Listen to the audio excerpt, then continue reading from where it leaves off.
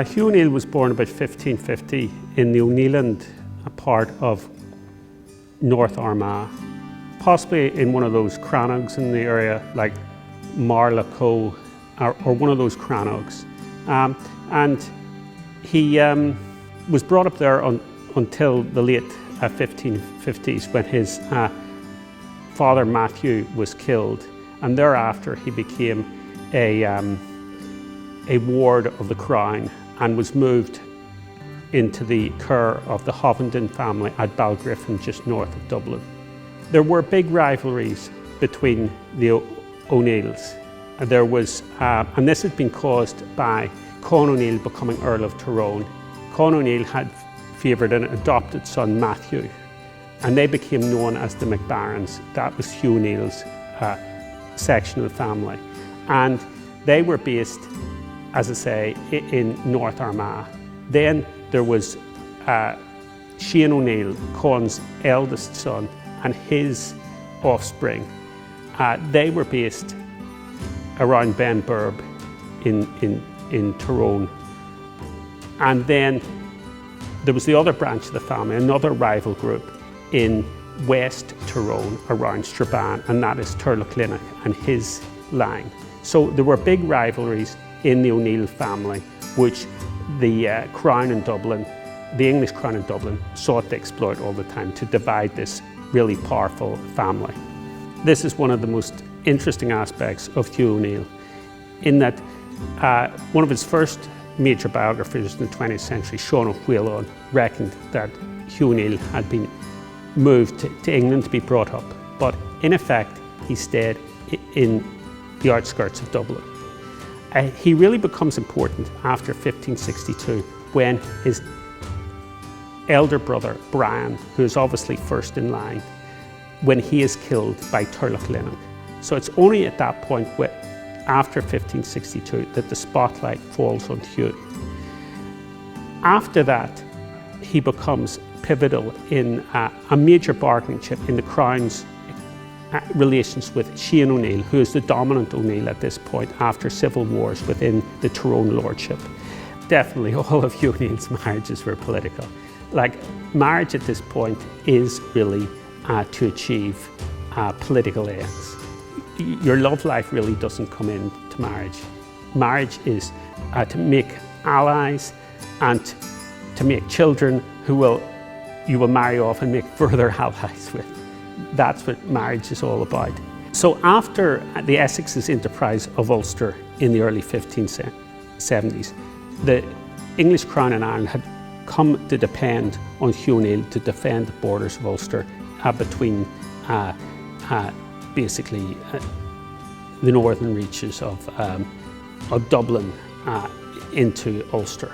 And so he became vital in that regard, but they also quickly recognised his great ambition.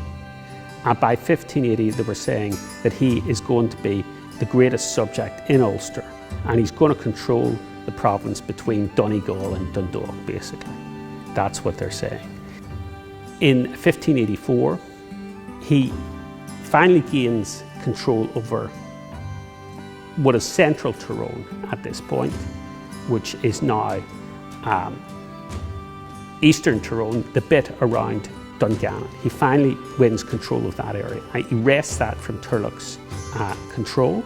The government recognises control of that, and then a couple of years, they then recognise him in Parliament in Dublin as the Earl of Tyrone, and then in 1587 he goes to court in London, and the Queen recognises him as the Earl of Tyrone and gives him a patent to the Earldom of Tyrone.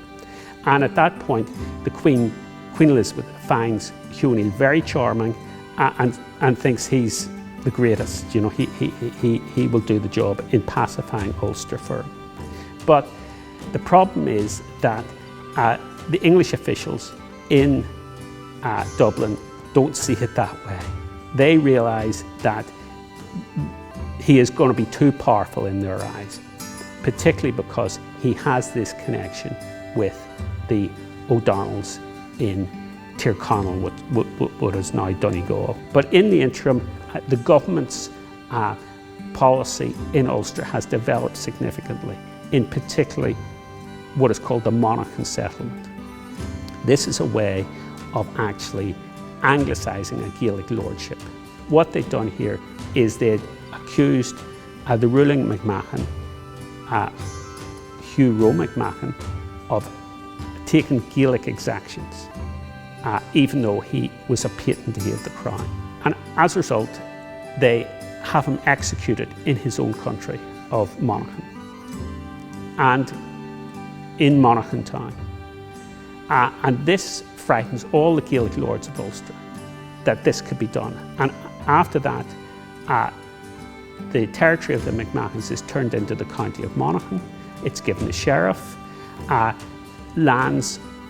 Church lands are taken over. So that is the policy to promote the smaller freeholders and smaller branches of a clan against their lord and to turn it into an English county. And that is the policy. And that is one of the major reasons why the war actually starts.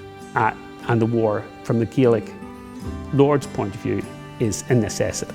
Fermanagh is the next domino to fall in Ulster, or the next domino as regards crown policy to follow after the reform of Monaghan.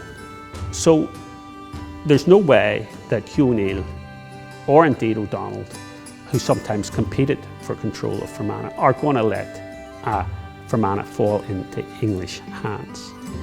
In 1593, a sheriff is sent in to Fermanagh to take control of it for the English, but he is repulsed by Hugh O'Neill's brother, Cormac MacBaron O'Neill.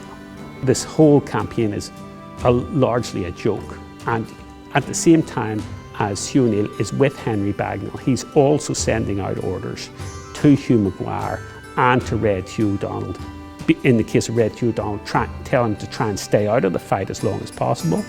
In 1595, O'Neill is proclaimed a traitor. But the same year, he also gains complete control of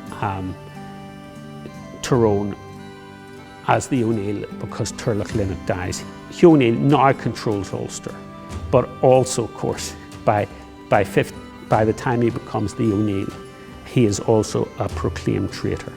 So he's now completely against the crown.